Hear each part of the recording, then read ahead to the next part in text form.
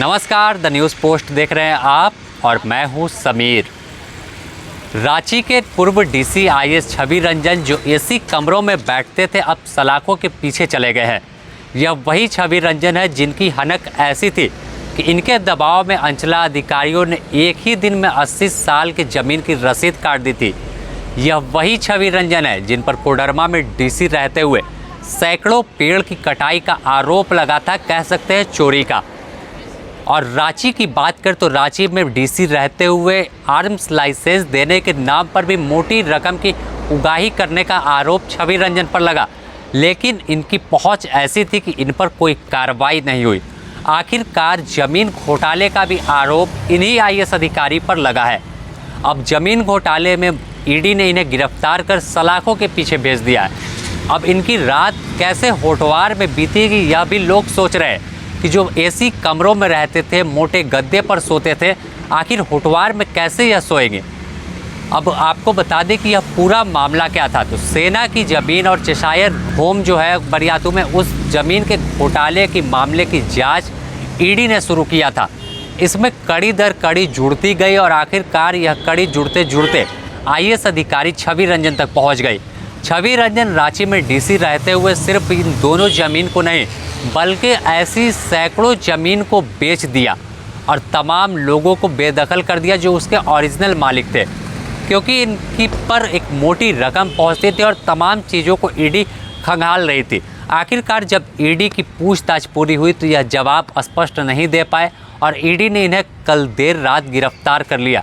आज कोर्ट में पेश किया गया ईडी की विशेष अदालत में और वहां से फिर होटवार जेल भेज दिया गया है। और अगर हम बात करें कि जब छवि रंजन कोर्ट में पेश हो रहे थे तो काफ़ी उदास दिख रहे थे, नज़रें झुकाए हुए थे। और जब ईडी की विशेष अदालत से ईडी के अधिकारी ने निकाल कर पेशी के बाद होटवार जेल ले जा रहे थे तो पूरी तरह से मायूस, मुंह लटकाए हुए गाड़ी में बैठकर नज़रें चुराते हुए मीडिया से जो होटवार जेल के अंदर चले गए। अब ऐसे अधिकारियों पर जिस तरह से कार्रवाई ईडी कर रही है तो झारखंड में और जो भ्रष्टाचारी अधिकारी है उनमें भी हड़कंप मचा हुआ है कि अब की बारी किसकी है, क्योंकि इस ज़मीन हेराफेरी के मामले में सिर्फ छवि रंजन नहीं है, छवि रंजन तो मास्टरमाइंड है। इसके अलावा पर्दे के पीछे अभी और भी कई लोग शामिल हैं जो इस पूरे खेल को खेल रहे थे।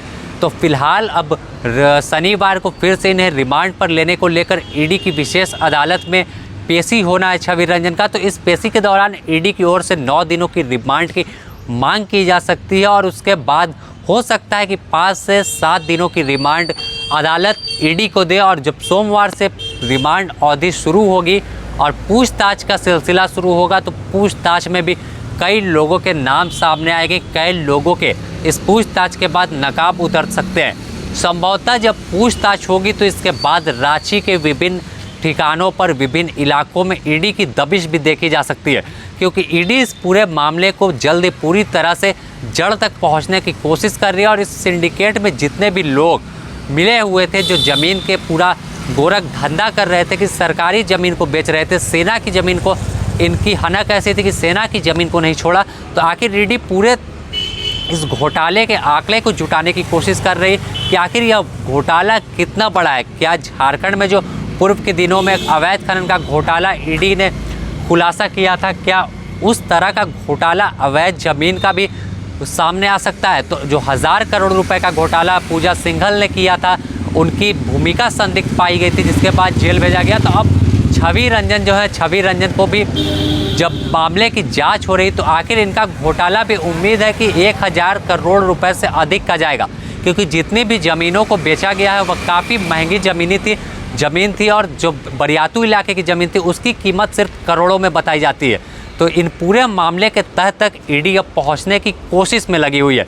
और अगर हम बात करें झारखंड के आईएएस अधिकारियों की, तो इससे पहले जो खान सचिव पूजा सिंघल थी, उन्हें ईडी सलाखों के पीछे भेज चुकी है। उनकी भी हनक काफ़ी थी, उनके परमिशन के बिना कोई उनसे मिल नहीं सकता था। और वैसे ही जो पथ पर छवि रंजन चल रहे थे तो छवि रंजन के भी छवि जो है वो काफ़ी धूमिल हुई इनके अपने कारणों से और अब सलाखों के पीछे पहुंच गए। तो द न्यूज़ पोस्ट आपको तमाम ईडी से जुड़ी अपडेट से रूबरू कराता रहेगा। तब तक के लिए हमें दीजिए इजाज़त। नमस्कार।